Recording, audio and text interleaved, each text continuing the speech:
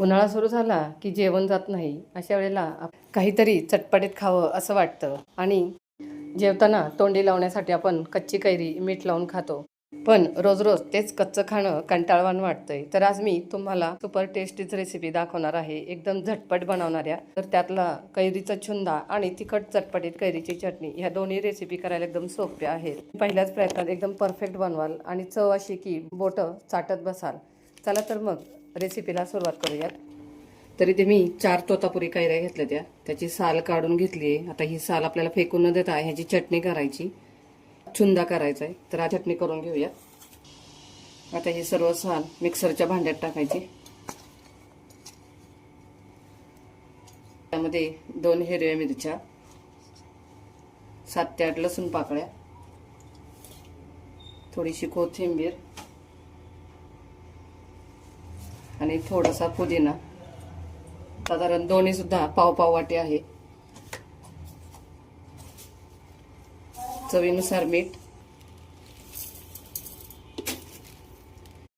तर इथे मी 2 मोठे चमचे साखर घेतली आहे आणि आता हे आपल्याला थोडंसं वाटून घ्यायचंय. तर हे आता अशा पद्धतीने वाटून झालं की थोडंसं पाणी टाकायचंय आणि 1 चमचा चाट मसाला टाकायचा आणि हे छान असं बारीक वाटून घ्यायचंय. तर इथे हे अशा पद्धतीने छान वाटून झाले आणि झाली आपली मस्त अशी चटपटीत ही कैरीच्या सालीची चटणी. तर आता चुंदा कसा करायचा ते पाहूयात. तर त्यासाठी आपल्याला ज्या तोतापुरी 4 कैरी घेतल्या त्याच्या मी ते छान असे बारीक बारीक फोडी करून घेतल्यात. तर आता ह्या आपण मोजून घेऊयात, म्हणजे गुळ किती घ्यायचा त्याचाही अंदाज येईल.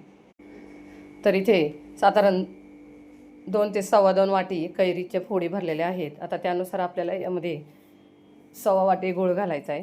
तर इथे मी पूर्ण 1 वाटी भरून गूळ घेतला आहे. आणखीन पाव वाटी गूळ मी ह्यात टाकला होता, पण त्याची व्हिडिओ स्किप झाली.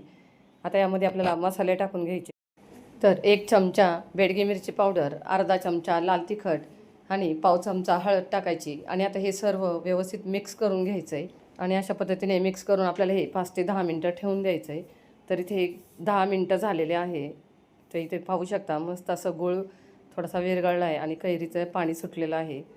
आता कढई गरम करायला ठेवून त्यामध्ये आपल्याला 1 मोठा चमचा तेल टाकायचं आहे. आता तेल गरम झालं की 1 चमचा जिरे मोहरी टाकायची आणि जिरे मोहरी तडतडली की हे कैरीचं मिश्रण यामध्ये टाकायचं आहे.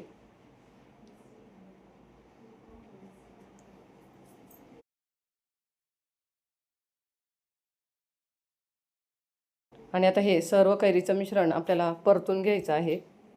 आता हे 1 मिनिटभर परतून झालं की यामध्ये आपल्याला खडे मसाले टाकायचे आहेत. तर इथे मी 4 लवंगा टाकल्यात आणि 1 दालचिनीचा तुकडा टाकला आहे. तर या दोन्ही पदार्थांमुळे त्या छुंद्याला मस्त अशी चव लागते. आता हे 1 ते 2 मिनटं परतून यावर झाकण ठेवायचं आहे आणि 15 मिनटं आपल्याला हे मिश्रण छान असं शिजवून घ्यायचं आहे. तर इथे 15 मिनटं झालेले आहेत. मस्त आपली कैरी शिजली आहे आणि मस्त ट्रान्सपरंटसुद्धा झाले आहे. तर आता हे आणखीन पातळ आहे, आपल्याला हे घट्ट करून घ्यायचं आहे. आणि आता 5 ते 7 मिनटं आपल्याला हे मिश्रण फुल गॅसवर उकळून घ्यायचं आहे. तर इथे हे मिश्रण मी 8 ते 10 मिनटं उकळून घेतलं आहे आणि थोडंसं घट्टही झालं आहे. हे सुरुवातीला पातळ दिसतं, जसं जसं थंड होईल तसं हे घट्ट होत जातं. तर इथे मस्त चटपटीत कैरीच्या दोन्ही रेसिपी तयार झालेल्या आहेत. तुम्हाला ही रेसिपी कशी वाटली कमेंट करून नक्कीच सांगा. चला तर मग पुन्हा भेटूया अशाच एका नवीन रेसिपीसोबत. धन्यवाद.